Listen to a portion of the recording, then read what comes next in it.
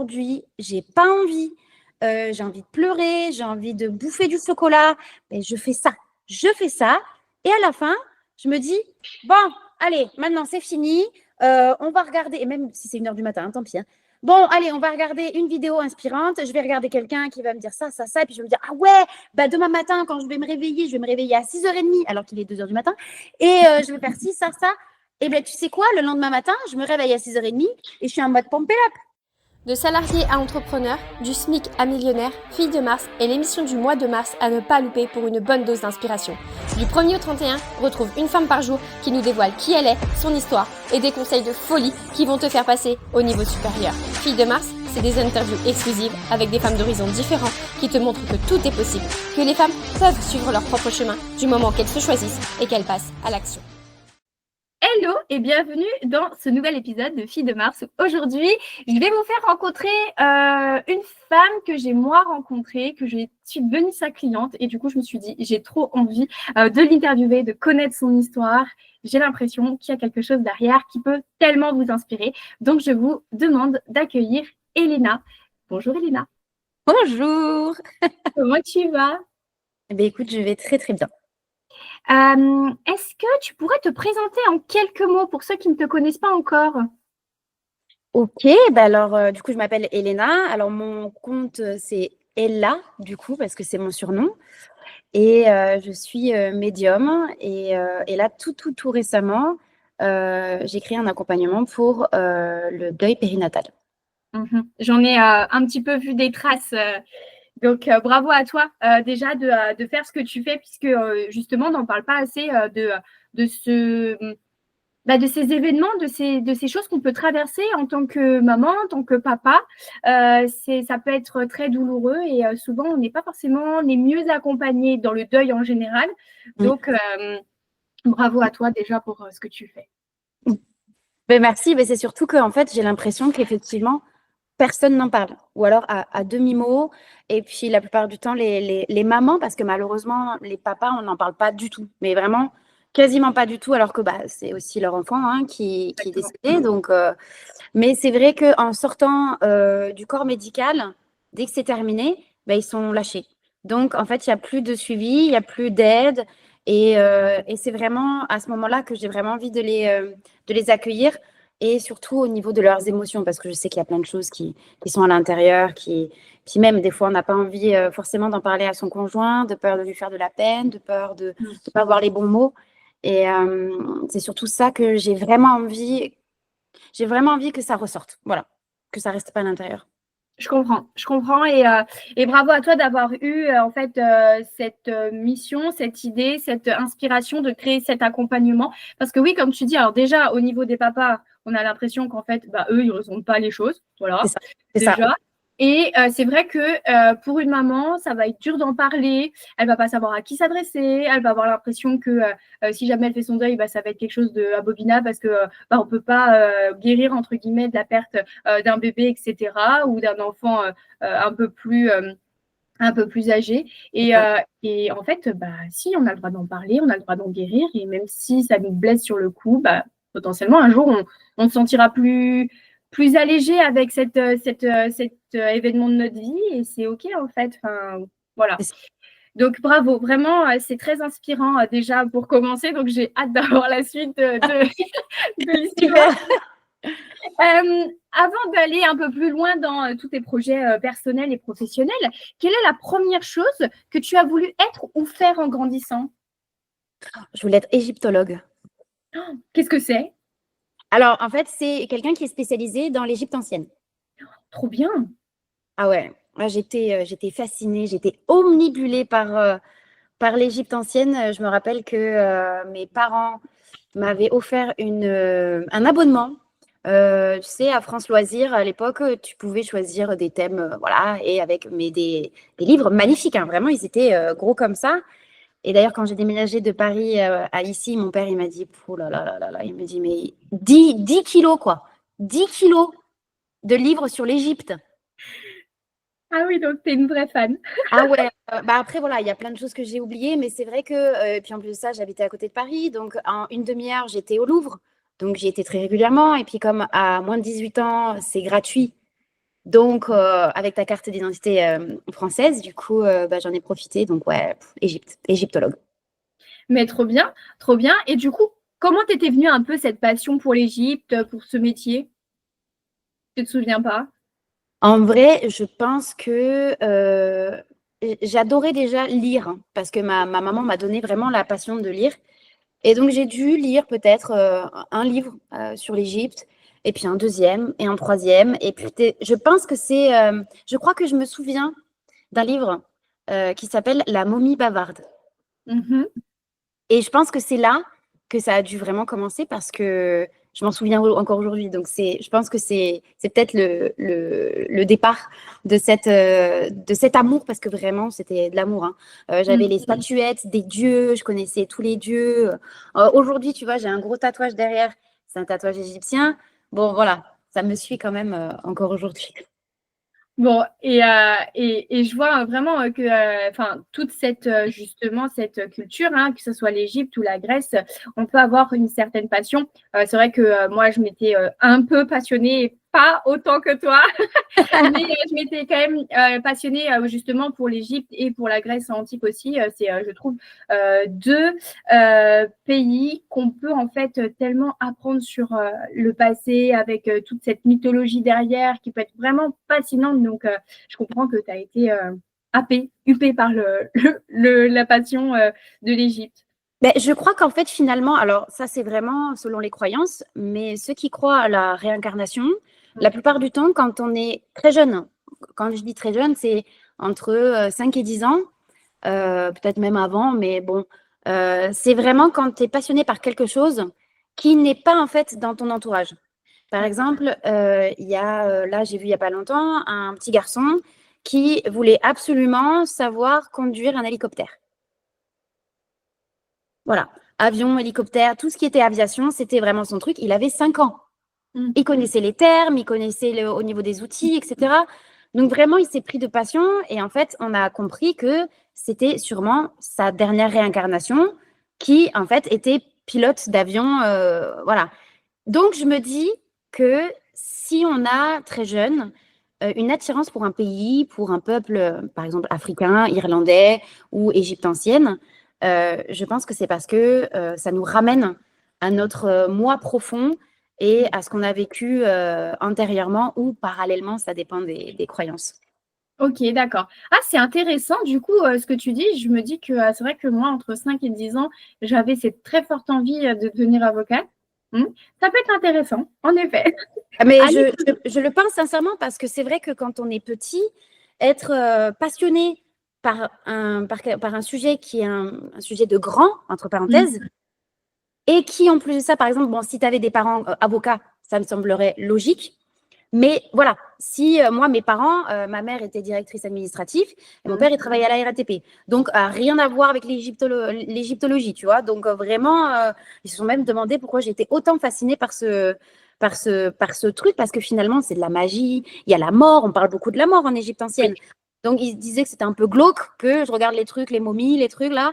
Mais voilà, je pense que ça vient vraiment de notre dernière vie ou de nos dernières vies. Je pense que c'est vraiment quelque chose qui nous vient vraiment de là. La passion, c'est vraiment là au niveau du cœur. Et quand tu es persuadé que tu veux faire ça, c'est que forcément, à un moment donné, tu y étais.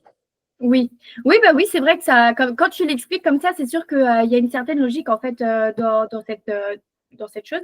Du coup, je vais faire attention à mes enfants qui sont justement entre 5 et 9 ans. Je me dis, voilà, je vais faire plus attention à ce qui vraiment leur passionne. Écoute, pourquoi pas. Je pense que ça peut être aussi ça. Hein. Des fois, il y a des enfants qui vont être passionnés par l'art alors que les parents n'ont jamais su faire. Enfin, on dessine rond, bâton, là, comme moi. Mais c'est vrai que les enfants sont très réceptifs à tout ça. Vraiment. Vraiment. Oui, c'est vrai que j'avais déjà lu et puis un peu expérimenté le fait que quand tu es enfant, tu n'as pas forcément toute ces croyances, ces filtres, etc. Et du coup, tu es beaucoup plus ouvert, donc tu vois des choses que potentiellement les adultes ne voient pas, tu ressens des choses que potentiellement les adultes ne ressentent pas. Et je trouve que c'est merveilleux d'être enfant. Ah oui, mais c'est pour ça qu'il y en a beaucoup qui n'ont pas du tout envie d'être adultes. Parce que cette liberté de penser, cette liberté d'imaginer sa vie, d'ailleurs, il y en a beaucoup qui disent que les enfants ont beaucoup d'imagination, mais je ne sais pas si tu connais un petit peu le précepte de la manifestation. la manifestation, c'est imaginer que tu as quelque chose. Et quand tu regardes les interviews des grands personnages de notre époque, les grands sportifs qui ont gagné quelque chose, ils ont tous dit « je me suis visualisée en train de gagner ». Donc finalement, en fait, cette imagination qu'on a enfant, on l'a plus quand on grandit, et ceux qui la gardent, c'est hyper précieux. C'est hyper précieux. Tellement. Je suis tellement d'accord avec toi. Avoir cette capacité à s'imaginer et à ressentir vraiment que on va gagner les Jeux Olympiques, qu'on va créer une grande entreprise, qu'on va inventer des choses qu'aujourd'hui on ne parle même pas. Je trouve que c'est extraordinaire. Déjà parce que tu ressens des émotions vraiment très fortes. Et puis, on sait maintenant que, en fait, le cerveau ne sait pas faire la différence entre quelque chose de vrai, de physique et d'imaginer. Pour lui, c'est vrai en fait. Et ça, c'est incroyable. Enfin, quand tu commences à comprendre justement cette capacité qui, elle peut être vraiment incroyable pour changer ta vie, pour attirer à toi ce que tu veux réellement, là, à ce moment-là, tu as tout gagné, quoi. En fait, il faut rester un enfant. Exactement, exactement. Les enfants, c'est merveilleux. C'est la création, c'est la vie, c'est l'imagination, c'est la joie, c'est pas se La prendre la vérité, surtout, la vérité, La parce vérité. qu'ils ont l'habitude de dire et de sortir ce qu'ils pensent, ce qu'ils ressentent. Et quand on est adulte, on nous dit non, mais alors là, il faut pas dire ça. Il faut pas faire ça quand il y a des gens. T'as pas le droit de te gratter le nez parce qu'il y a des gens. Voilà, c'est vraiment t'as pas le droit, t'as pas le droit, t'as pas le droit. Et quand tu te permets quelque chose, même en étant adulte, de faire ce que des enfants n'ont pas le droit de faire, limite, tu ressens le regard des gens de manière de dire « Ouh là là, t'es un adulte, mais t'as pas le droit quand même. » Exactement, je suis totalement. On commence en fait après à se mettre des limites, des croyances, des blocages tout seul, alors qu'en fait, on prendrait simplement le temps de se laisser couler vers la vie, vivre les choses qu'on a envie de vivre, faire les choses qu'on a envie de faire. On serait déjà beaucoup plus heureux. Oui, oh oui. Et puis après, je pense que c'est surtout que quand on commence à être adulte, là, on nous dit « Ok, là, tu as 18 ans, tu es adulte. Ok, donc, travail, diplôme, il faut que tu ailles chercher de l'argent. Il faut que tu déménages parce que tu ne vas pas vivre chez tes parents jusqu'à 30 ans, tu t'appelles pas Tanguy. Et il va falloir que tu fasses ci. Et puis, si tu rencontres quelqu'un, après, il faut faire les enfants. Après, il faut le mariage. Et puis, après, la maison. Et puis, voilà. Ouais. Trop de responsabilités alors qu'en fait, tu veux simplement vivre ta vie, quoi. Exactement, exactement. Et je pense que ceux qui n'ont pas eu un parcours normal, je vais dire, je pense que c'est des personnes, je dirais pas plus heureuses, mais plus ouvertes et plus compréhensibles, plus empathiques, parce que ils ont contré un petit peu ce métro boulot dodo, quoi, en se disant voilà, je vis en Thaïlande, je suis femme de ménage en Thaïlande, mais je vis ma best life, quoi. Exactement, Parce qu'ils totalement. sont alignés avec eux. Ici, après, je pense que c'est surtout la génération de nos parents. Je pense que ça s'est arrêté à nous. Mais à nos parents, les grands-parents disaient, tu vas reprendre la ferme, tu vas reprendre la banque, tu vas reprendre le commerce. On leur disait pas, tu as le droit de rêver. Tu as le droit de t'imaginer coiffeuse, de t'imaginer trader, de t'imaginer, aujourd'hui, influenceur. C'est pas la même chose. Mais voilà, aujourd'hui, les enfants, les adolescents d'aujourd'hui, ils ont cette chance, je crois qu'ils ne s'en rendent pas compte, ils ont la chance que la spiritualité booste beaucoup de gens, que la liberté d'expression, la liberté, un petit peu trop d'ailleurs même, bon, c'est pas... Voilà, mais je pense qu'ils ne savent pas cette chance. Totalement. Je suis totalement d'accord avec toi. Et j'ai l'impression qu'à travers voilà, tout ce que tu peux nous dire, nous partager, il y a eu des moments clés dans ta vie qui ont fait que tu sois arrivé là où tu en es aujourd'hui. Est-ce qu'il y en a un qui a vraiment marqué un tournant décisif pour toi? Ah ben, mon adoption, j'ai été adoptée. J'ai été adoptée à 2 ans et demi. J'étais dans un orphelinat en Roumanie. Donc, du coup, j'ai été adoptée par des Français. Du coup, je suis française. Mais je pense que j'aurais peut-être pas été l'enfant aussi curieuse, aussi avide de vie et aussi avide d'amour si j'avais pas été adoptée. Parce qu'on pense très souvent que quand on est adopté, on a été abandonnés, on n'a pas eu d'amour, c'est triste, oh la pauvre, ou ah mais il faudrait que tu ailles voir un psychologue parce qu'on ne sait jamais, tu peux être déséquilibré. Voilà. Ah non, mais vraiment, si je te dis ça, c'est parce que pendant toute mon enfance, dès que j'ai été dans un nouvel établissement scolaire, on m'a dit, ah, elle a été adoptée, ben, elle va aller voir la psychologue scolaire. Et toutes les psys m'ont dit, mais c'est pas la peine que tu viennes nous voir. Tu es équilibré, même plus que certains enfants qui ont eu des parents biologiques. Donc, voilà. Et je pense que si j'avais pas eu ça, je ne serais pas celle que je suis aujourd'hui, c'est sûr et certain. C'est une information que tu as toujours eu connaissance ou tu l'as appris à… Oui, tes Non, parents, non, ils ont en été fait, honnêtes avec toi. ouais. C'est-à-dire que j'ai été adoptée, enfin, je suis arrivée en France en janvier 95 et j'ai fait ma première rentrée scolaire, du coup, en septembre 95. D'accord. Donc, tu vois, il n'y a pas eu un grand écart. Mais quand j'ai commencé à aller à l'école, j'ai vu des mamans qui étaient enceintes. J'ai vu des copines me dire qu'elles allaient être grandes sœurs, que si, que là. Donc, dans ma tête, je me suis dit, est-ce que moi, j'ai été dans le ventre de ma maman?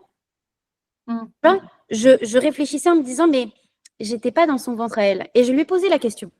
Au départ, ma mère, elle s'est dit, oh là là, est-ce que je vais lui dire? Est-ce qu'elle va comprendre? Elle a 2 ans et demi. Puis ma grand-mère lui a dit, écoute, si elle te pose la question, c'est qu'elle est habilitée à comprendre la réponse. Donc tu lui dis comme tu peux. En fait, le problème, c'est que on infantilise beaucoup les enfants en se disant, ils vont pas comprendre, ils sont bêtes, c'est des enfants. Or, quand on leur parle d'émotions, parce que c'est ce qui capte le plus, hein, quand on leur parle d'émotions, mais tout de suite, ils comprennent. Ça les fait même réfléchir, ou même des fois, ils vont te dire, OK, hop, ils vont passer à autre chose. Mais voilà, ils ont eu l'information qu'ils ont voulu, c'est validé, hop, c'est fini. Et moi, ça a été pareil. Après, quand j'ai été de plus en plus grande, j'ai posé beaucoup plus de questions. Du coup, j'ai eu la chance d'avoir un peu plus d'informations que je pouvais, quand j'ai recevoir. Mais j'ai toujours su. J'ai toujours su et je trouve que mes parents étaient extraordinaires sur ça. Je trouve que, ouais, c'est ce que j'allais dire. C'est incroyable, justement. En tant que parent adoptif, on a aussi, je pense, alors je dis on, mais je ne suis pas les parents adoptifs, Oui, mais oui, je bien pense sûr. qu'ils ont en fait cette peur de se dire, OK, mon enfant va me rejeter parce que je ne suis pas ça biologiquement, c'est son parent. Mais justement, et je suis totalement d'accord avec toi, moi qui ai 2 enfants et un beau-fils, je leur cache rien sur le fait que quand ils viennent me poser la question, pourquoi je leur dis de ne pas mentir. Donc, ça irait à contresens de mes valeurs de leur mentir. Mais en même temps, c'est quand tu arrives à expliquer à un enfant avec des mots simples qu'il peut comprendre, l'enfant peut s'adapter, peut comprendre et après peut devenir curieux, justement, comme toi, tu as fait, te poser des questions, comprendre un peu mieux qu'est-ce que c'est. Et puis, c'est souvent, on a l'impression de dire adoption égale abandon. Pas vraiment, parce que l'adoption, c'est aussi rendre une famille heureuse, c'est se créer sa propre famille, c'est apporter de l'amour à un enfant qui n'est potentiellement pas le sien, mais du coup, lui donner la chance de vivre une vie extraordinaire, de lui donner la chance d'avoir une famille. Donc, j'ai l'impression que ta famille est quand même assez ouverte de communication, d'ouverture d'esprit, etc. Alors, l'ouverture d'esprit, un petit peu plus compliqué quand même, hein. Mais c'est vrai qu'au niveau émotionnel, au niveau de la compréhension émotionnelle et au niveau du partage et au niveau de la communication orale, c'est vraiment quelque chose, je leur remercie aujourd'hui parce que pour moi, communiquer, c'est quelque chose de très naturel. Quand je ressens quelque chose, ou encore plus aujourd'hui, mais même avant, j'ai ce besoin de le dire aux gens, que ce soit positif ou négatif. Parce qu'on s'attarde beaucoup trop au positif. Il faut dire le positif, il faut dire… bon, il faut dire le positif, mais il faut dire le négatif. Et je pense que équilibrer les deux, c'est très bien. Parce que parfois, dans certains cas, c'est que le négatif. On parle que quand c'est négatif. Alors que quand on équilibre vraiment les deux, par exemple, je ne sais pas, on est en train de discuter avec une copine. Ah, la dernière fois, tu avais dit ça. Écoute, ça ne m'a pas plu parce que j'ai ressenti ça, ça et ça. Et là, ta copine, elle va dire, ah ouais, alors franchement, non, moi, ce n'était pas du tout ça que je voulais. Voilà. Et j'ai l'impression que même quand on a des amis, on a du mal à communiquer sur ça. Même parce qu'on se dit, ah, c'est négatif, elle ne va pas kiffer. Je suis totalement d'accord avec toi. On ne nous apprend pas assez à communiquer et je trouve que l'exemple que tu as donné, il est génial parce que souvent, on a aussi cette fâcheuse tendance à venir accuser l'autre en disant tu, alors que toi, tu as très bien en fait dit, voilà, la dernière fois, voilà, tu as dit ça, mais moi, j'ai ressenti ça. Et du coup, on n'est plus du coup dans un conflit, mais on est dans une vraie discussion où on échange sur ce qu'on ressent et donc que la personne en face, elle peut dire, bah écoute, je suis désolée ce que tu as ressenti ça, c'était vraiment pas ce que je voulais que tu ressentes. Et du coup, ça évite tellement des engueulades qui servent à rien, des conflits qui peuvent rentrer dans des choses complètement disproportionnées. Et mais c'est incroyable du coup que tu aies cette capacité de communication. Et je trouve que c'est quelque chose qu'on devrait beaucoup plus apprendre quand on est enfant. Non, malheureusement, on ne fera pas tout de suite le système scolaire, mais voilà, je pense que c'est une des choses qu'on devrait apprendre en fait étant enfant, parce que justement, la communication, on s'en sert tout le temps, quoi. Alors que par exemple, le théorème de Pythagore et de Thalès, on s'en sert pas, quoi. 3,14, c'est tout ce que je peux te dire, c'est déjà pas si mal. C'est déjà un bon début. Après, je pense qu'effectivement, ça s'apprend, la bonne communication. Et ça vient, je suis désolée, mais ça vient de nos parents. Voilà. Et c'est malheureux, hein, parce que finalement, en fait, c'est transgénérationnel. C'est-à-dire que quelqu'un va avoir une éducation comme ça, il va se dire, je vais faire pareil, et puis je vais faire pareil, et puis je vais faire pareil, jusqu'à ce qu'il y ait un parent qui dise non. Moi, je ne vais pas élever mes enfants comme ça. Je vais leur donner les pleins pouvoirs, leur dire qu'est-ce que tu ressens, pourquoi tu es en colère, pourquoi tu cries, est-ce que tu as besoin de crier, tu as le droit de crier. Bon, après, j'ai passé 10 ans aussi avec des enfants. J'ai été animatrice pour enfants pendant 10 ans. Donc ça, je le connais très bien. Et je sais très bien que la plupart du temps, quand j'avais un enfant qui criait, qui était même presque à en avoir les larmes aux yeux, quand je me mettais à sa hauteur et que je lui dis est-ce que tu as envie de me dire quelque chose? Tu as mal où? Et en général, ils étaient là. Ils savent que c'est le cœur. Ils savent que là, ça vient du cœur. Et en général, je leur disais, écoute, on peut faire un câlin et tu me dis après ce que tu ressens. Et en général, alors, c'est pas grand-chose. Hein, des fois, ça s'arrête. Voilà. Puis, ils n'ont pas besoin de plus. Ils font un câlin, ils repartent et ça va bien. Mais leur donner les clés en leur disant, tu as le droit de ressentir ça. Tu as le droit d'être en colère, tu as le droit d'être triste, tu as le droit de taper des pieds. Si tu as envie de taper des pieds, tu tapes des pieds. Mais on a trop envie de se dire c'est moi l'adulte, c'est moi le chef. On est dans une posture en fait de je t'écrase, c'est moi qui domine, ok? Et c'est souvent ça qui fait que les enfants après, ils peuvent plus en fait avoir un patron au-dessus d'eux parce que ça les angoisse. C'est une angoisse de se dire oh là là, qu'est-ce qu'il va dire et s'il dit ça? Et en fait, on voit les gens faire ça là. Ils ont les épaules comme ça. Alors que moi, tu vois, j'aime bien, je suis comme ça. Totalement. Alors, je parle pas de l'éducation positive. Hein. Non. Ça n'a rien à voir. Là, c'est l'éducation émotionnelle, vraiment. Très important. Totalement. Je suis totalement d'accord avec toi. Et comme tu disais, en fait, c'est souvent aux parents, en fait, d'avoir ce déclic, de pouvoir donner les clés à son enfant. Ce que je dis souvent, c'est que déjà, nous, en tant qu'adultes, c'est compliqué parfois de comprendre nos émotions. Donc, comment un enfant peut arriver à juste être plutôt posé, à exprimer ce qu'il ressent, sans partir dans des cris, etc., si toi-même, tu ne sais pas, en fait, ce que tu es en train de ressentir. Déjà, commence à comprendre un peu tes émotions et donne les clés émotionnelles à ton enfant. Ton enfant, il a le droit de ressentir de la colère, il a le droit de ressentir de la tristesse, de la frustration, de la compassion. Il a le droit de ressentir toute une palette d'émotions. Et j'ai l'impression qu'en tant qu'enfant, on est encore plus dans ces émotions-là parce que justement, on ne sait pas mettre des mots sur nos ressentis. Donc, forcément, comme tu dis, se mettre à la hauteur d'un enfant et arrêter de vouloir justement le contrôler et contrôler ses émotions et juste lui dire, OK, là, peut-être que tu es en colère. Est-ce que tu veux un câlin? Est-ce que tu as mal quelque part? Est-ce que tu veux exprimer quelque chose? Forcément, ça change tout. Ça change vraiment tout. Ah, mais carrément. Et je vais te donner un exemple très fort parce que je l'ai vu il n'y a pas longtemps sur les réseaux, ça m'a fait sourire. Les enfants regardent comment nous, on évolue. C'est-à-dire que, par exemple, si papa et maman, ils se disputent tout le temps, l'enfant, il va se dire « Ah, c'est ça le mode de communication. Je vais crier tout le temps alors. » Parce que du coup, c'est ce que j'ai vu.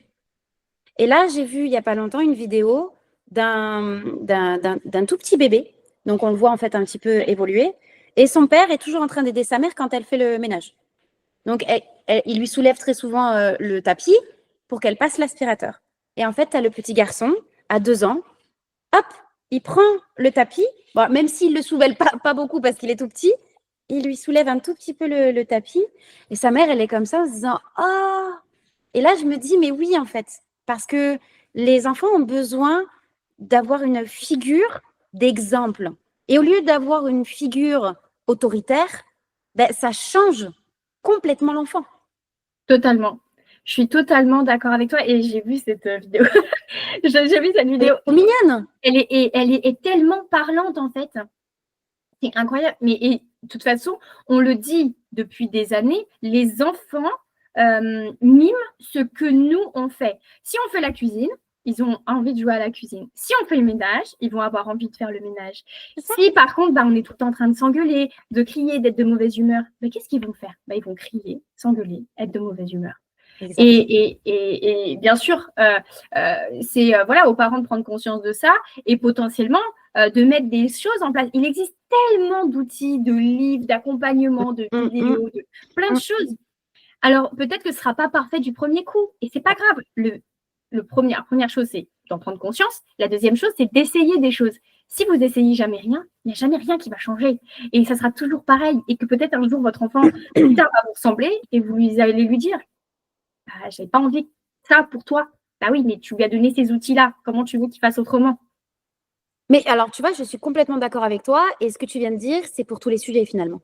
Totalement. Vraiment tous les sujets, que ce soit un enfant, que ce soit dans ton travail, que ce soit dans ton entreprise, que dans ton couple.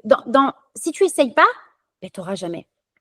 Et j'aime beaucoup dire que on ne naît pas parent, d'accord? Parce que accueillir la vie, c'est extraordinaire, hein, mais c'est plein d'émotions. C'est plein de « et si je fais ci, et si je fais ça, et puis s'il tombe, et si je fais comme ça, et s'il tombe malade ?» Et je me dis, en fait, on ne nous donne pas les clés de la vie, mais on ne nous donne pas non plus les clés de la mort. Et je me dis, mais si on avait un petit peu plus de clés dans la vie, on comprendrait un petit peu plus la mort. Tu vois ce que je veux dire? Je suis totalement d'accord avec toi. Vraiment totalement d'accord avec toi. Et donc, moi, je vois que tu as vraiment un parcours, c'est très inspirant tout ce que tu nous partages. Je trouve que tu as une très grande ouverture d'esprit vraiment et que tu vois les choses différemment de certaines personnes. Et je trouve que c'est vraiment extraordinaire. Donc, tu as été fascinée par l'Égypte ancienne. Tu as été animatrice avec les enfants pendant 10 ans. Maintenant, tu es médium. Alors, je ne sais pas s'il y a eu des choses entre-temps, mais est-ce que, du coup, il y a des personnes ou des événements qui t'ont particulièrement influencé justement pour faire ce chemin jusqu'à l'ouverture que tu as aujourd'hui? En fait, je pense que c'est mes choix et c'est le hasard. Je pense qu'il y a vraiment ce mixte des deux parce que j'ai jamais rêvé d'être médium. Enfin, vraiment, c'est pas un rêve, je vous promets, c'est pas quelque chose que… Moi, au départ, comme j'aime bien le dire, si j'avais pu être une sorcière à Lewell, j'aurais eu les pouvoirs de Pooh, tu vois. Donc, de pouvoir faire valser les gens juste en les regardant, ça m'aurait bien intéressé. Mais apparemment, c'était pas dans l'option du package. Donc, voilà. Je pense que j'ai toujours cru qu'il y avait autre chose. Dans le sens où, depuis que je suis toute petite, je me pose déjà 1 milliard de questions à la minute, ou à la seconde même, ou à la milliseconde. Et je sais que déjà petite, je réfléchissais à la mort dans le sens où je me disais, mais attends, là au catéchisme, on me dit qu'il y a le paradis. Ok. Là en Égypte ancienne, on me dit qu'il y a l'au-delà. Mais c'est quoi l'au-delà? L'au-delà, c'est la même chose que le paradis. Le paradis, c'est quoi? Il y a quoi? Et en fait, c'est vrai que je pense que ça m'a beaucoup fait réfléchir. Et puis, je pense qu'un jour, je me suis dit, c'est pas possible qu'il n'y ait rien derrière. Comme si, en fait, je refusais que mon cerveau fasse et qu'à un moment donné, plus rien. Je me disais, c'est pas possible. C'est pas possible. Oui, Donc, je pense que vraiment, ça part vraiment de ça. Et puis après, je pense que c'est la vie aussi qui nous y mène. Mon grand-père, il est tombé malade. Et donc, du coup, ma médiumnité a explosé. Et je me suis dit, bon, bah, je sais pas quoi. Véritablement, je pense que quand on a un don ou une capacité comme la mienne, parce que je fais un petit spoiler alert, tout le monde peut être médium. Mm. Là. Donc, je ne suis pas exceptionnelle. C'est juste que, on va dire que mes sens sont un tout petit peu plus développés parce que je les ai travaillés un petit peu plus. Mais voilà, je ne suis pas un cas exceptionnel. C'est juste que je l'ai accepté dans mon quotidien. Maintenant, quand je parle, je dis que je suis médium. Même si au départ, je me suis dit, je suis médium. Voilà. Je parlais très bas. Aujourd'hui, voilà, aujourd'hui, c'est assumé. Mes amis le savent. Bon, il y en avait certains qui savaient déjà. Il y en a d'autres qui m'ont regardé en me disant, ah ouais, dans ton imagination, tu parles aux gens qui sont décédés. Ouais. Puis bon, quand je leur fais une petite communication, ils sont là comme ça, il faut. Ouais, non, mais en fait, moi, je veux pas savoir. Je veux pas savoir. Je vois très bien. Et déjà, bravo à toi d'avoir accueilli cette capacité parce que, comme tu dis, tout le monde peut l'être, mais tout le monde n'est pas prêt à Oui, l'être. c'est ça. Et tu vois, souvent, moi, ce que je dis, c'est que j'y crois beaucoup. Tu vois, je suis comme toi et j'ai vécu quelques petites expériences qui m'ont montré qu'on n'était pas, voilà, il y avait un monde autour de nous qu'on ne voyait pas, mais qui était bien là. Et, et tu vois, moi, vu que quand j'étais petite, j'ai eu un peu ce traumatisme, en fait, où j'ai regardé un film qui m'a fait extrêmement peur. Et en fait, derrière, j'ai mon beau-père qui est décédé et j'ai vu son ombre dans un miroir. Et en fait, à ce moment-là, j'ai été terrorisée. Donc, pendant 15 ans de ma vie, je ne dormais pas sans lumière et j'avais des tocs le soir parce que j'avais trop peur. Et tu vois, c'est ça, en fait, c'est que je me dis, il y aurait des personnes aussi bienveillantes, ouvertes, communicantes comme toi, qui arrivent à expliquer à des personnes qui croient en ces choses-là, mais qui ont peur justement que ça leur arrive, parce qu'on se dit, oh, bah, communiquer avec les morts, c'est pas forcément la meilleure idée de l'année. Hein. Bon, pourquoi Non. pas dire mon petit quotidien tranquillou, mais en même temps qui parfois ont envie en fait justement de passer le cap, etc., mais qui ont trop peur. Je pense que des personnes comme toi justement qui arrivent à communiquer, à être dans la bienveillance, dans l'écoute, ça manque en fait au monde. Et je te remercie beaucoup en fait pour le travail que tu fais parce que voilà, donc là actuellement tu es médium, mais tu fais aussi tu crées un accompagnement justement pour le deuil et on n'en parle pas assez. On a l'impression que c'est un peu comme le mot échec. C'est un gros mot, tu vois. Faut pas en parler. Faut surtout pas venir. Voilà, faut se coudre les lèvres parce qu'on a l'impression que c'est horrible, que on va faire du mal à des gens, que c'est négatif, etc. Alors qu'en fait, c'est juste un processus de la vie normal, quoi. Donc, et merci pour d'avoir expliqué un peu, voilà, tes choix, etc. Mais du coup, quand tu as eu cette ouverture de tes capacités au décès de ton grand-père, enfin non, à la maladie de ton grand-père, Ouais. pardon, à la maladie de ton grand-père, est-ce que tu as eu des peurs? Est-ce qu'il y a quelque chose qui t'a terrorisé et comment tu as pu surmonter ça pour en arriver là où tu es aujourd'hui? Mais bien sûr. Je veux dire que quand je dis que je suis médium, il y en a beaucoup, soit qui y croient pas, soit qui y croient. Et ceux qui y croient me disent, ah, c'est génial. Non. Honnêtement, alors je vois beaucoup de médiums quand même qui font des interviews et qui disent que c'est génial d'être médium, que ouais, bon. C'est génial quand on sait qu'on peut partager une émotion et un message à quelqu'un qui en a vraiment besoin. Ça, c'est quelque chose, vraiment, c'est une sensation où quand la séance se termine, je me dis, ah, mais c'était génial, c'était plein d'amour, il n'y avait pas de négativité. Et en général, dans une séance de médiumnité, il n'y a pas de négatif. Vraiment. Jamais. Jamais. Si on vous donne du négatif, c'est que la personne, il y a son ego qui rentre en jeu et c'est pas du bon, c'est pas un bon médium. Bref, c'est pas le sujet. Mais c'est génial dans ce moment-là. Mais les débuts ont été quand même très chaotique. Déjà, je suis quelqu'un de très hypersensible. Donc, je ressens vraiment tout. Donc, après, j'ai appris que c'était plus du clair ressenti que, bon, c'est de l'hypersensibilité, hein, bien sûr, mais c'est un clair ressenti qui est exacerbé, vraiment. Et je ne regarde pas de films d'horreur, c'est pas possible pour moi. parce que je vis le truc. Je le vis à 1500%. Donc, je ne regarde pas ce genre de truc. Et quand, dans ma vraie vie, donc dans ma 3D, j'ai commencé à avoir des ombres, j'ai eu comment dire, des entités, je vais parler comme ça, qui me traînaient les pieds, qui me bougeaient les pieds. Alors, quand tu vis toute seule, tu peux pas dire « Ah bah chérie !» Bah non, « Eh bah chérie !» Donc là, tu te dis « Ok, bon, là, il y a vraiment quelqu'un. » Et puis même, des fois, à un moment donné, même, dès que je me réveillais la nuit, je fermais les yeux parce que je voulais pas voir, parce que je savais, j'entendais. Et puis, en plus de ça, quand on est canal, donc quand on a la capacité du coup d'être médium, donc de pouvoir faire la communication entre là-haut et ici, la plupart du temps, ils se disent « Ah, là, il y a la poste qui est ouverte. Je peux y aller, je peux mettre ma petite enveloppe et fuite. » Voilà, sauf que j'ai eu des messages, mais pour des gens, mais je me rappelle même une fois, j'ai été à un apéro pour dire au revoir à une collègue qui partait. Et il y avait un monsieur qui est arrivé et en fait, son fils était décédé. Son fils était là. Il me dit, va le voir. Je dis, non, je ne vais pas le voir. Il me dit, si, va le voir. Et en fait, mes collègues, elles me disent, mais qu'est-ce que tu as à tanguer? Parce que, alors, spoiler alerte, j'avais un coca dans la main, donc ok, j'étais pas bourrée. Non, mais je dis ça parce qu'elles me disent, mais pourquoi tu tangues? Et en fait, le gamin, parce que c'était un enfant de 17 ans qui est décédé, il me poussait littéralement vers son père. Mais vraiment, genre, j'étais comme ça. Je dis, non, j'y vais pas. Non, j'y vais pas. Et je lui ai dit, mais tu te rends compte quand même que toi, tu sais que tu es décédé. D'accord, ok.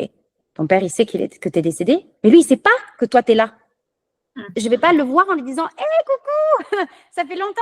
Dis donc, tu sais, il y a ton fils là qui me dit qu'il va bien, que ça va, qu'il a reçu ta lettre, que tranquille Émile, voilà, qu'il faut que tu arrêtes ta dépression parce que sinon tout va bien. Non. Alors, aujourd'hui, ça me fait rire, mais je peux te jurer que à ce moment-là, j'étais pas bien du tout. Parce que j'étais entourée de gens, qu'il fallait que je donne un message, mais que j'étais dans l'incapacité parce que je me suis dit, mais tu t'imagines quand même la folle? Ils vont se dire, mais c'est malade. Il y a du rhum dans le coca, c'est pas possible. Donc, il a été déçu et je pense qu'il demandera une autre médium quand son papa sera prêt. Mais c'est traumatique, ça. Ça, c'est vraiment traumatique parce que déjà, tu te dis non, il n'y a pas de fantôme ici. Non, pas de fantôme. Et là, on te pousse et que dans la 3D, les gens te disent mais pourquoi tu tangues? Il y avait deux collègues à moi qui savaient que j'étais médium. Je leur parlais vraiment rapidement. Et elles m'ont dit mais c'est pas un... Ah, si. Et je suis partie. Je suis partie parce que je voulais pas qu'ils poussent plus. Oui. Donc c'est quand même traumatique. C'est pas de tout repos. C'est pas oh chouette, je peux appeler qui je veux quand je veux. En plus de ça, c'est pas vrai. J'ai quelqu'un. Des fois, il y a des gens qui viennent me voir pour me dire voilà, j'ai envie d'avoir tata machin. Ok. Bah en fait, c'est oncle Pumba qui vient quoi. Parce que l'oncle aura quelque chose de plus intéressant, plus éveillant, voilà, beaucoup plus impactant que Tati Janine, quoi. Voilà. Donc, j'ai un téléphone, mais allô, qui c'est? Voilà. C'est pas genre, hop, j'ai forcément quelqu'un. Et puis, c'est une communication, comme je le dis très souvent. Une communication, c'est des émotions. Bon, il y a mes chats, ils sont complètement dingues. Il n'y a pas de souci. Ils se disent, c'est chouette, on est enregistré, on va faire un spectacle. Et donc, la communication, ça passe par beaucoup de choses. Il y en a beaucoup qui me disent, ah, tu parles. Non, je ne parle pas. J'ai des informations, j'ai des flashs, donc comme des mini-vidéos. J'ai, même parfois, c'est plus des... Même parfois, j'ai, par exemple, quelque chose de sphérique. C'est pas quelque chose de très net. C'est pas genre, alors là, c'est là, et puis c'est à tel endroit, et tu auras... Non, ça reste quand même un peu des énigmes, voilà, c'est un peu flou, et c'est à moi de traduire et de chercher avec la personne, qu'est-ce que ça voulait dire, qu'est-ce que ça... Enfin, voilà, par exemple, là, la dernière fois, j'entendais des vibrations de travaux. Je dis, vous avez des travaux chez vous? Elle me dit, bah non. Et là, il me dit, ah mais non, mais en fait, c'est mon oncle il travaillait avec un camion de travaux, puisqu'il faisait des travaux sur la voirie parce qu'il travaillait à la mairie. Voilà. D'accord, ok.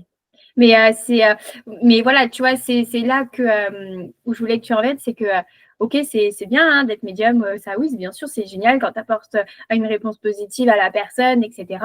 Mais il ne faut pas oublier qu'avant d'en arriver là, il y a tout le chemin parcouru et que, comme tu dis, voilà, tu vois, moi personnellement, vu que j'ai vécu ce genre de traumatisme étant petite, je me dis, tu vois, ça, aujourd'hui, je ne suis pas encore prête. Je me dis, j'ai mis 15 ans avant de pouvoir dormir sans lumière. Je me dis que si jamais, tu vois, je m'ouvre totalement, je vais pas réussir à fermer les yeux, je vais être traumatisée, je vais avoir peur qu'il m'arrive quelque chose. Et c'est là, en fait, où je suis vraiment très reconnaissante de t'avoir en interview aujourd'hui, parce que justement, tu nous montres, en fait, un peu les dessous, nous dire, OK, c'est bien d'être médium, bien sûr, ouais, j'aime bien ce que je fais maintenant, mais il ne faut pas oublier que derrière, je vis des choses aussi, je ressens des choses, et parfois, c'est pas agréable pour moi, comme tu as vécu avec le gamin de 17 ans et son papa, comme tu peux parfois, des fois, te heurter à des personnes qui disent ouais, en fait, tu es complètement folle, tu es dans un univers qui n'existe absolument pas. Et, exactement. Alors qu'en fait, tu es juste très consciente de ce qui se passe, tu es consciente dans ta 3D, mais tu es aussi consciente dans les autres plans de la vie. Et je trouve que c'est génial, en fait, justement, d'avoir des personnes qui arrivent à accepter leur capacité, à accepter ce qui se passe et à les utiliser à bon escient, en fait. C'est ça. Parce que je vais rebondir sur à bon escient, parce que ça me fait tellement mal au cœur. Des fois, j'en ai même envie de vomir quand je vois des gens déjà se prétendre voyants et médiums, ce qui est deux capacités complètement différentes. Et certains médiums faire payer 180 € la séance pour leur bonheur personnel et leurs finances personnelles.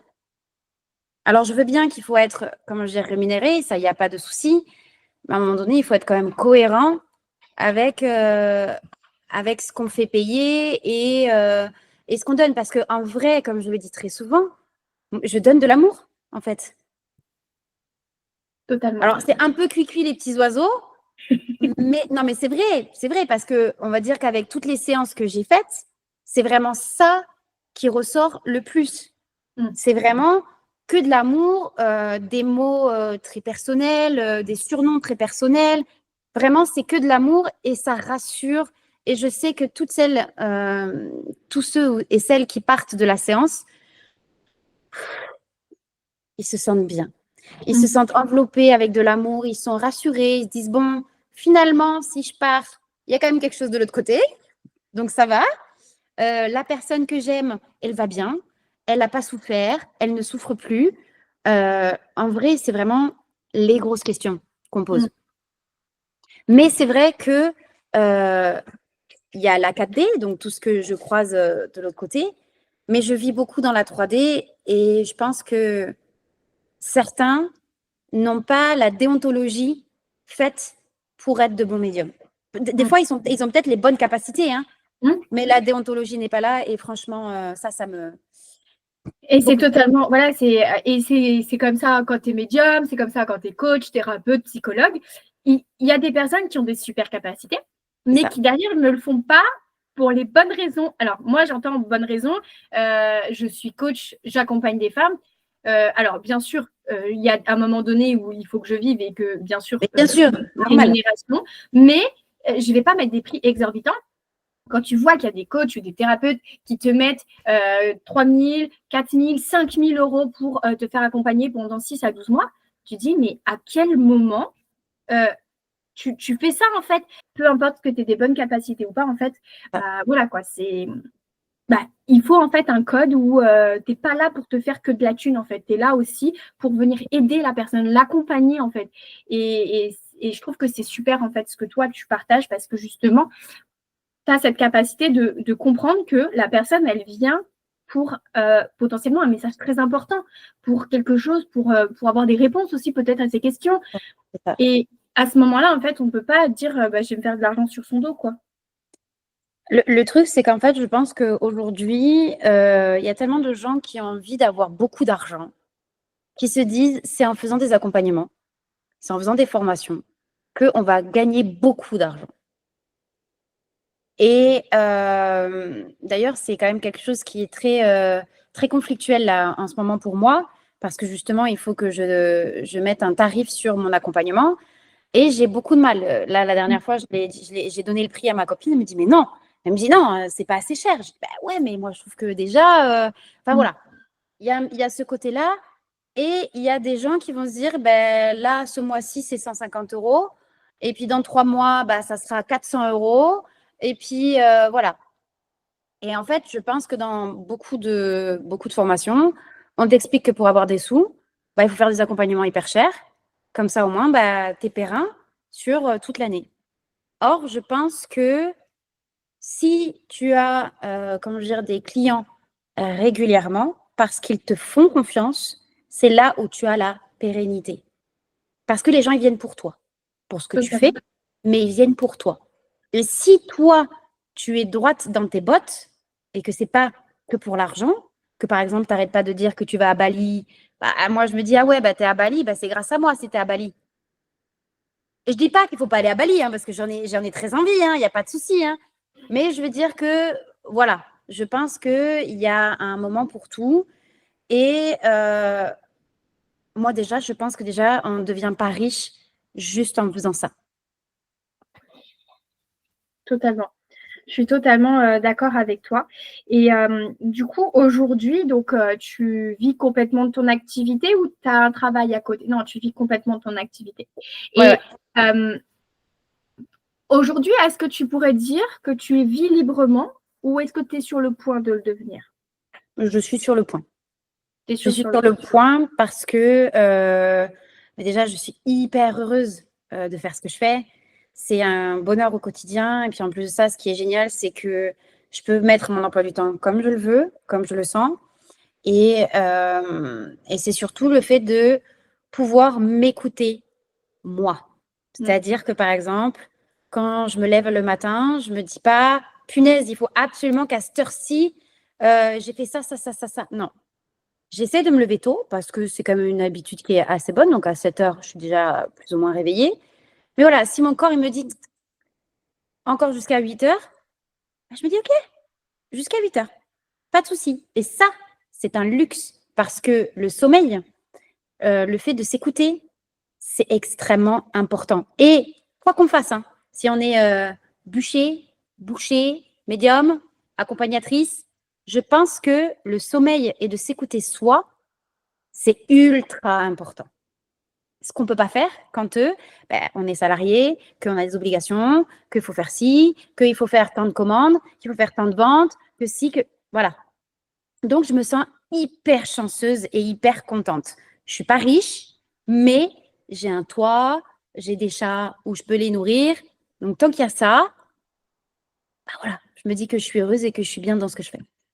Bah, bravo, félicitations à toi de t'écouter et d'être autant heureuse de ce que tu as et de ce que tu fais parce que bien sûr, il faut des objectifs dans la vie, on a besoin de choses pour avancer, bien sûr, évidemment, et à vouloir plus, il n'y a aucun problème avec le fait de vouloir plus, mais être déjà reconnaissant de ce qu'on a déjà actuellement, de voir en fait l'abondance de ce qu'on a déjà actuellement, eh ben, c'est toujours beaucoup plus simple pour après avoir encore plus. Parce que si aujourd'hui tu demandes, je sais pas moi, une maison ou plus d'argent ou plus de temps, etc., mais que tu te rends pas compte que tu en as déjà, comment tu veux en avoir plus? Alors, je vais même aller plus loin. Parce que dans la manifestation, par exemple, si on dit j'ai envie d'avoir 1000 euros, OK. L'univers, il va dire OK, tu veux 1000 euros.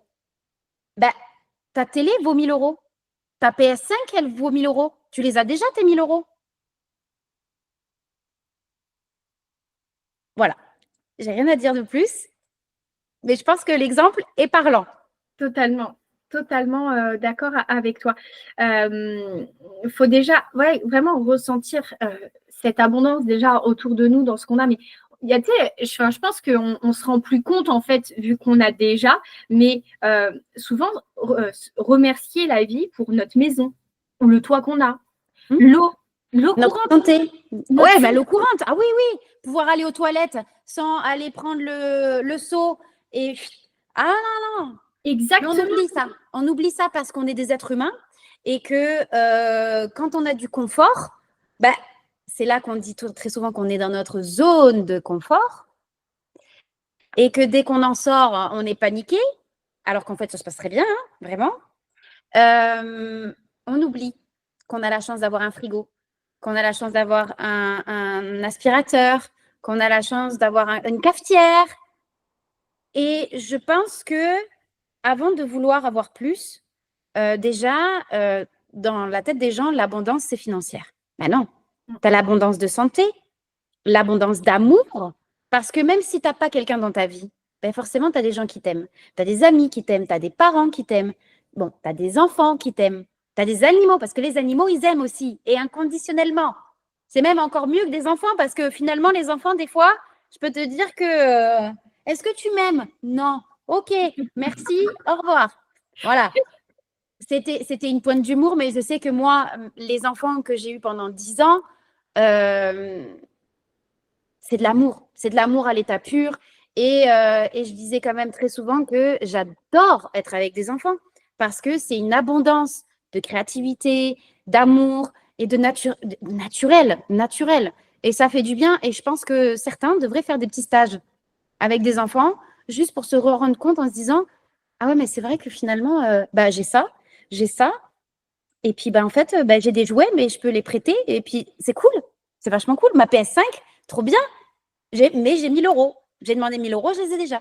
Donc, il faut réfléchir exactement à ce qu'on a envie. Et je pense qu'il vaut mieux réfléchir à des buts dans la vie qu'à vraiment des choses, par exemple, à gagner 1 000 euros. Voilà. Moi, je préfère dire que j'ai de plus en plus de clientes, j'aide de plus en plus de personnes. Et ça, c'est bien parce que de toute façon, ça va dans ta continuité. Tu kiffes ce que tu fais. Donc, du coup, tu as de l'argent qui va avec. Donc, je pense que vraiment, c'est ça le mieux. Je suis totalement d'accord avec toi et j'espère en tout cas que ce message passera dans beaucoup d'oreilles. Voilà, c'est aussi très important. Quel message, quel conseil donnerais-tu à une femme qui hésite justement à sortir des sentiers battus, qui hésite à prendre un risque pour vivre sa vie et se sentir libre et épanouie? Je pense que c'est un choix, en fait. C'est un vrai choix de se dire que c'est simple finalement. Parce que soit on reste dans la position dans laquelle on est et on continue à se plaindre en se disant j'ai pas le job de mes rêves, j'ai pas réussi à avoir le corps que je voulais. Voilà. Je pense que tout est question de choix et de se booster et de discipline et de se dire voilà, à partir d'aujourd'hui, tu as toutes les clés pour arriver à ce que tu veux. Maintenant, il faut juste que tu prennes un petit peu d'élan pour pouvoir commencer à avancer dans ton chemin. Parce que finalement, quand on reste dans notre zone de confort, même si on ne bouge pas, pour moi, on régresse. On régresse parce qu'il n'y a aucun challenge. Y a pas, tu ne peux pas évoluer si tu ne fais rien. Et quand tu commences à évoluer, tu tournes un petit peu ta tête, tu te dis, ah ouais, j'ai fait tout ça. Bon, quand on regarde là-bas, on se dit, ouh, et j'ai encore tout ça. Mais déjà juste de se dire, ah ouais, j'ai fait déjà tout ça, c'est fou. Alors que il y a 4 jours, bah, tu m'aurais dit que dans une semaine, j'allais prendre mon sac et que j'allais partir en Colombie pour aller faire je sais pas quoi. Je t'aurais dit, mais t'es fou. Eh bien, écoute, si tu pars en Colombie, bravo à toi. Bon, non, c'est pas vraiment encore.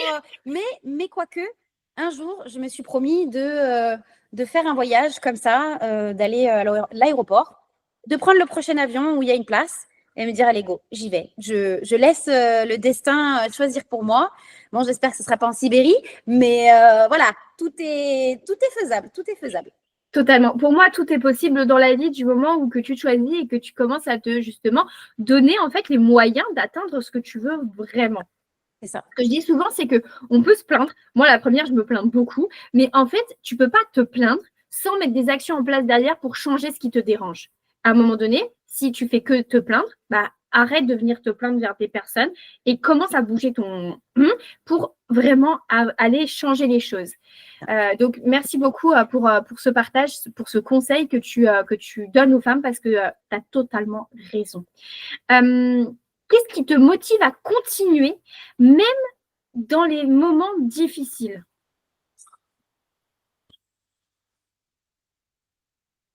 Je crois finalement que c'est quand je me souviens ce que je ressens quand j'ai fait telle action pour telle personne. Je me dis, en fait, je marche beaucoup au ressenti, parce que je suis quelqu'un de très empathique et très émotionnel. Voilà, c'est vraiment quelque chose qui est très ancré en moi. Et je me dis, mais attends, tu as ressenti ça, tu veux pas ressentir ça tous les jours? Bah si, bah alors, qu'est-ce que tu fais là? Bon, bah on y va, ok, allez. Mais j'accepte d'être au fond du trou. J'accepte de me dire, ok, bah, aujourd'hui, j'ai pas envie, j'ai envie de pleurer, j'ai envie de bouffer du chocolat, mais je fais ça.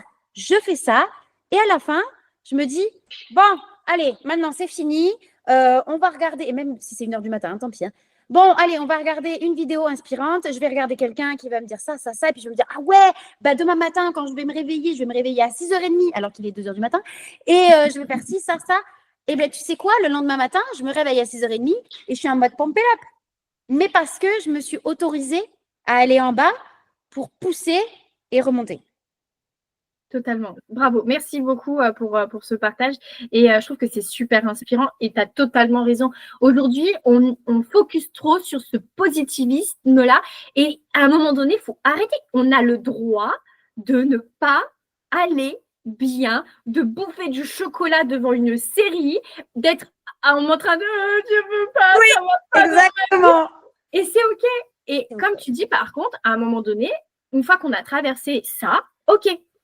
On se remet en action, on se rebouge le popotin, on fait des choses qui vont nous donner de la motivation, de la détermination, de la niaque, et go, quoi. Mais je suis totalement d'accord avec toi, en fait. Il faut arrêter de se dire, non, mais on n'a pas le droit d'aller bien, non, mais il faut toujours être positif. Non, mais à quel moment on se dit, bah non, tout va bien dans ma vie, tout est beau, tout est rose. Ben non, il y a des fois où ça ne va pas et c'est OK, quoi. C'est ça. Mais comme je le dis très souvent, on accepte certaines émotions et d'autres, on n'a pas envie. Comme si réussir sa vie, c'était être positif tous les jours.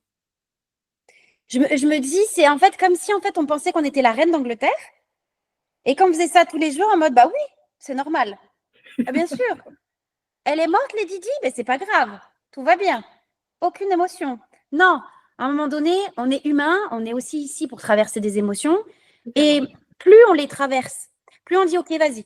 Là, j'ai envie de pleurer. Là, je suis en colère. Là, voilà. Et bien, plus on les accueille, ces émotions, et plus en fait, elles s'en vont rapidement. Alors que si on se dit non, ben, qu'est-ce qu'elle fait? Elle reste comme ça. Elle se dit c'est bon? Non, toujours pas? Bon, ben, je reste là. Voilà. Alors que si tu lui dis ok, viens. On fait un câlin, on pleure, on mange du saucisson, on boit un bon vin et une bonne série, et c'est nickel. Et à la fin, on se sent presque libéré en fait. Quand c'est passé, on se dit allez, je sèche les larmes et un diamo, on y va. Mais totalement, mais c'est exactement ça. Et de toute façon, plus tu vas résister à quelque chose et plus ça va persister en fait dans ta vie. Plus pas. Moi, je le vois, pendant une dizaine d'années, j'ai résisté au fait que ma maman, elle était alcoolique, que ma maman, c'était pas normal, etc. Et au moment où j'ai compris que, ok, c'est une maladie, et comme toute maladie, ça se soigne, pour la soigner, il y a quelqu'un les clés en main. Moi, je suis là. Je profite des moments quand elle va très bien, quand elle a besoin de moi. Et les moments où ça va pas, bah ok, ça va pas, elle, mais moi. Et depuis ce moment-là, tu vois, je le vis beaucoup mieux. Et tu as totalement raison dans le fait de se dire, ok, je traverse, je lui fais un câlin, je vais crier, je vais pleurer, je vais taper dans un coussin, je vais à la salle de boxe, je fais tout ce qu'il me faut pour justement accueillir l'émotion et lui laisser vraiment l'opportunité de vivre sainement en moi. Et après, hop, C'est on ça, se sent plus léger, quoi. c'est ça, c'est ça. Après, c'est dur. C'est dur à faire, c'est dur à accepter. Et je pense que malheureusement, tu es obligé de passer par ce genre de choses et tu es obligé de te dire que non, je ne vais pas accepter et tout, pour Totalement. comprendre et te dire, en fait, finalement, c'est pas si grave. C'est pas si grave, c'est OK. Et en fait, je pense que si on pense que c'est grave, c'est même pas à cause de nous, c'est par rapport aux autres. Parce que qu'est-ce qu'il va dire si la personne, elle voit que, par exemple, j'ai monté une entreprise, mais que finalement, j'ai pas assez de sous et que je vais devoir chercher à Leclerc à faire caissière parce que j'ai pas assez d'argent, les gens ils vont me juger, ils vont me dire, ah, t'as vu, elle est devenue caissière. Ah ouais, parce qu'elle avait besoin de sous pour son entreprise. Et en fait, les gens n'acceptent pas certaines situations, n'acceptent pas certaines émotions à cause des autres. Et ça me rend folle. Ça me rend folle. Et tout le monde me dit, oui, mais là, tout le monde n'est pas comme toi. Mais oui, mais si, tout le monde devrait être comme moi. Je suis d'accord avec toi. Mais je ne me lance pas des fleurs, mais je me dis que si j'ai ce discours aujourd'hui, c'est parce que j'ai douillé. Oui. Donc, en apprenant de tout ça, j'ai quand même 33 ans, tu vois. Donc, ça veut dire que j'ai au moins une quinzaine d'années de souffrance émotionnelle, etc., derrière moi. Oui, je dis 15 ans, je ne dis pas plus, parce que j'ai quand même 30 et quelques. Bon, voilà. Mais c'est vraiment de l'expérience. Et c'est aussi en parlant. Parce que si j'en parlais pas, je ne peux pas dire aux autres, là, tu fais fausse route. Mhm. Tu vois ce que je veux dire? Mhm. Et je pense que, tu vois, de faire des interviews comme ça, je pense que c'est là, en fait, où peut-être que dans les personnes qui vont écouter, qui vont regarder, vont se dire, ah ouais, mais je suis exactement dans la même situation en ce moment. C'est peut-être ça, finalement, la clé. Totalement. Totalement. Et c'est aussi pour ça que j'ai voulu créer Filles de Mars il y a un an en arrière. C'est vraiment pour donner déjà l'opportunité aux femmes de s'exprimer, de pouvoir vraiment faire passer leur message, de montrer que, ouais, dans la vie, mais on a beau être caissière, millionnaire, salarié, et médium ou coach ou je sais pas quoi encore, on vit des choses, on prend conscience des choses et après, on commence à évoluer. Et même si c'est pas agréable, faut se le dire, quand tu commences à rentrer dans le développement personnel, à faire face à toi-même, à tes émotions, à tes blessures, c'est pas agréable. Faut pas croire que waouh, tout va changer du jour au lendemain. Non. Mais au moins, tu comprends mieux des choses, tu arrives à plus t'accepter, tu arrives à plus te connaître. Et après, plus tu te connais, plus tu t'acceptes, et tu commences à rentrer dans l'amour de toi. Et à partir de ce moment-là, tu commences en fait à te dire, OK, je vais faire les choses pour moi et les autres vont être inspirés et les autres vont être heureux pour moi. Et il n'y a que comme ça que de toute façon, parfois ça fonctionne et c'est triste de se dire qu'il faut souvent faire face à quelque chose de douloureux, de vraiment qui vient t'impacter pour avoir cette conscience. Mais voilà, c'est là aussi où tu vas dire, je vais me relever, je vais y aller et je vais tout donner. Ouais, mais tu vois, si par exemple, on va prendre un exemple, si tu n'avais pas eu cette peine de cœur, tu ne serais pas là aujourd'hui. Si tu n'avais pas eu cet accident de voiture qui a défoncé complètement ta voiture, tu ne serais pas qui tu es aujourd'hui. Parce que forcément, tu as été acculé à un truc en te disant, là, en fait, j'ai pas le choix. Je suis obligée de passer par là parce que là, j'ai aucune comment dire, j'ai pas le mot. Pas d'autre chemin. J'ai pas d'autre chemin, mais je ne contrôle pas, en fait. Je contrôle rien. Donc, j'ai pas le choix. Il faut que je passe par là. C'est un peu comme, tu sais, quand si tu étais au canoë et que la personne qui pagait devant toi, elle pagait comme ça. Toi, si tu fais comme ça, tu n'avanceras pas. Donc, à un moment donné, hop, tu es obligé de laisser le pagaie et te dire, je me laisse couler et je vais par là. Et si je vais par là, je vais peut-être avoir le temps de penser à une autre formation. Parce que du coup, moi, c'est exactement ce qui m'est arrivé. J'ai eu un gros accident de voiture et je me suis dit, bon, attends, j'ai 3 semaines à rien faire. Je ne vais pas faire que du Netflix, quoi. Donc, j'ai regardé des vidéos sur les médiums et encore et plein. Et là, je me suis dit, en fait, OK, j'ai compris. C'est le chemin, c'est mon chemin. Et voilà. Et après, j'ai fait un espèce de rituel où j'ai dit, bon, ben, les gars, c'est bon, j'accepte. J'accepte. Mais il y a des conditions quand même. J'accepte. Voilà. Comme un contrat, il faut négocier. Totalement, il faut toujours négocier les contrats, c'est très important. On va bientôt arriver à la fin de cette interview et je te remercie encore pour tout ce que tu nous as donné aujourd'hui. C'est vraiment incroyable, vraiment. Donc, avant de te poser une dernière question, est-ce que tu pourrais nous donner une chanson ou un livre qui t'a beaucoup inspiré dans ta vie?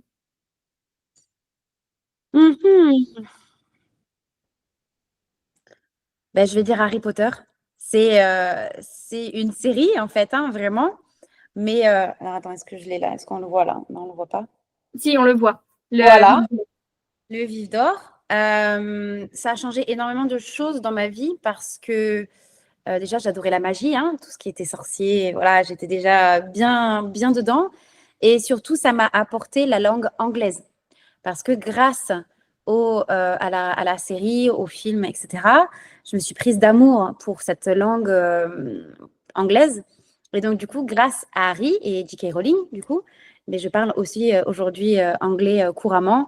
Et c'est pas peu dire parce que grâce à ça, je peux apprendre le coréen maintenant grâce à mon anglais parce que du coup, il y a beaucoup plus de choses mises en place côté anglais que côté français, même si ça commence à devenir un petit peu plus intéressant aujourd'hui. Mais voilà. Et puis, il y a plein d'autres choses qui font que si j'ai parlé anglais, c'est pas pour rien non plus. Je pense aussi, pour moi, il n'y a jamais de hasard dans la vie. Il n'y a que voilà, des circonstances qui font que si c'est là, c'est que ça devait être là. C'est ça. Et puis même si des fois, tu le sais pas, je crois que j'avais quoi? J'avais 10 ans, j'en ai 33. Donc voilà, j'ai commencé à apprendre l'anglais, j'avais 10 ans. Voilà, aujourd'hui, je sais que plus tard, je vais faire des accompagnements, j'ai envie de faire des conférences en anglais.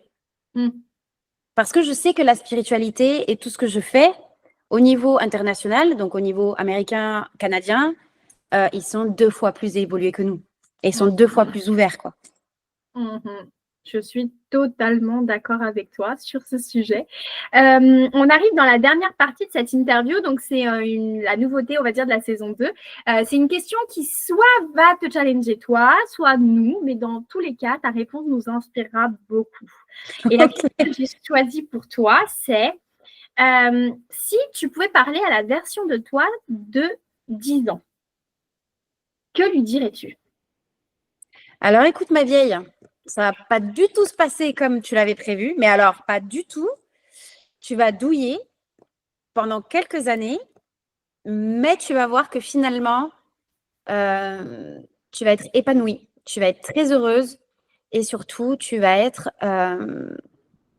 alignée à qui tu es et au potentiel que tu as toujours eu. Quel beau message. J'espère qu'elle m'a entendu. On pense que oui, elle t'a bien entendu. Et en tout cas, c'était un très beau message et je pense que ça va en inspirer plus d'une parce que ce message, je pense, peut parler à beaucoup de personnes, à beaucoup d'enfants intérieurs, de beaucoup de monde. Et ça peut que déclencher des déclics chez certaines femmes. J'espère. On le pense. En tout cas, je te remercie beaucoup, Ella, pour tout ton partage, ton temps et tout ce que tu nous as donné aujourd'hui. C'était incroyable. Je remercie également nos auditrices pour leur écoute, leur partage et bien sûr, si vous avez envie de parler et de revenir sur différentes moments de cette interview, n'hésitez pas à laisser un commentaire. Ce sera avec grand plaisir. Dans tous les cas, je vous mets tous les liens de Ella pour aller la retrouver dans la description.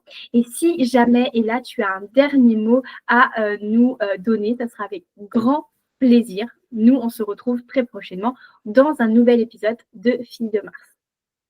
Écoute, merci beaucoup, Océane, d'avoir pris ce temps pour moi, de pouvoir discuter un petit peu de plein de choses, parce que finalement, on a vraiment parlé de plein de choses. Et surtout, j'avais vraiment envie que toutes les personnes qui écoutent s'écoutent. Je suis totalement d'accord avec toi. Donc, merci beaucoup pour ce dernier mot et je te dis à bientôt. Ciao!